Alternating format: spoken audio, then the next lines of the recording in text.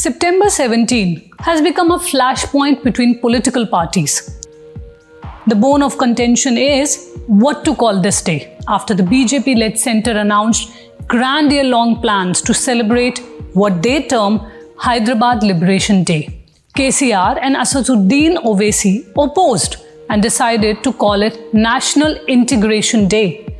So why is September 17th important in the history of Hyderabad, and what exactly happened over 75 years ago leading to liberation or integration of Hyderabad?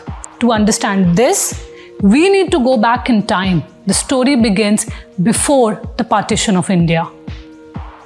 Hyderabad then was a princely state much bigger than what it is now, bigger than today's Andhra Pradesh and Telangana put together, spread across about 214,000 square kilometers.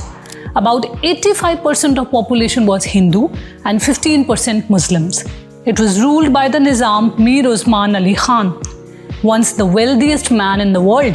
In 1937, his wealth was reportedly 2% of the US GDP. He was the last Nizam of Hyderabad whose rule lasted from 1911 to 1948, during which railways, roads and airports were introduced to the state.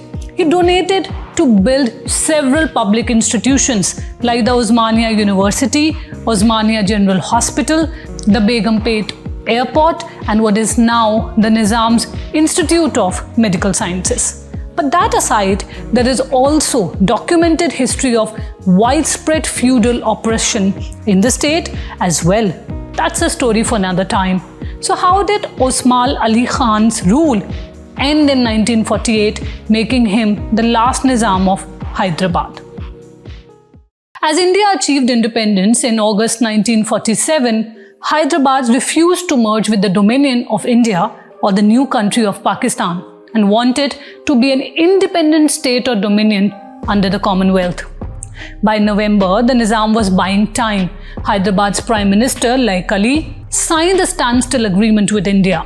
According to this agreement, which was signed on 29th November 1947 between Lord Mountbatten and the Nizam, foreign affairs, defence and communications were in India's control, but the domestic affairs remained in control of the Nizam. Most of the loyalists of Nizam were opposed to Hyderabad's integration into India, and among those was the MIM or Majlis-e-Ittehadul Muslimin. It was formed in 1927, loyal to the Nizam and opposed to the integration. By 1946, MIM's charge was under a lawyer called Qasim Razvi. Razvi started a private militia force called Razakars, or volunteers that committed atrocities in Hyderabad. Razvi was a good orator, and with his fiery speeches, he is believed to have mobilized the Razakars.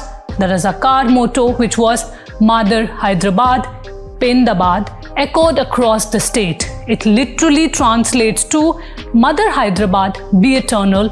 There is enough evidence in history about violence and atrocities by the Razakars, and the state support it received. So during 1947-1948, while Nizam and his loyalists were against the idea of Hyderabad integration, things were changing in the rest of India. Razakars had begun holding demonstrations. Around the same time, a communist uprising, the Telangana rebellion, was also brewing.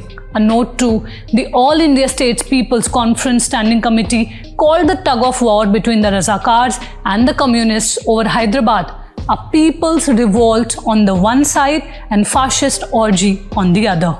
By August 1948, the situation in the princely state had only worsened, and it was so tense that Sardar Vallabhbhai Patel called Hyderabad the ulcer that continues to spread poison to the rest of the country.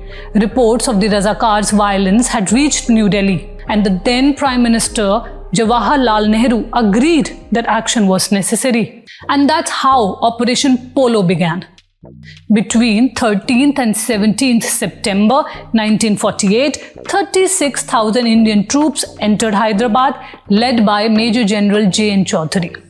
According to the memoirs of Muhammad Haider, the district collector of Osmanabad, Indian forces began their advance on a dozen fronts at different strategic points on the Hyderabad border.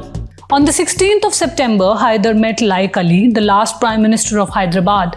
Laeeq left him flabbergasted by describing events as tactical retreat and said border districts can easily be retaken as they were expecting consignment of anti-tank guns that were held up at Cairo airport due to some bungling. An Australian man named Sydney Cotton was also caught bringing weapons for the Nizam. It was clear that there was foreign aid coming to Hyderabad and that the Razakars were cornered. The leader of the Razakars, Qasim Rizvi, seemingly accepted his fate and said, "It's up to us if they were to be defeated," expressed regret over what was happening. On the 17th, the Nizam announced a ceasefire. But in the 109th hour firefight that started on 13th September, there were heavy losses and casualties.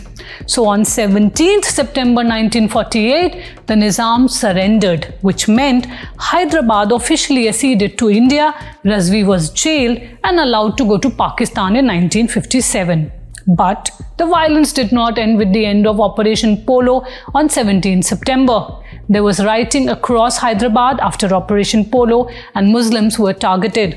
The Sundarlal Committee report places conservative estimates at 27 to 40,000 Muslims killed during and after Operation Polo. Most of the lives were lost in Razakar strongholds, suggesting a backlash against Muslims because of the Razakars' atrocities. The communist armed struggle also continued until 1951.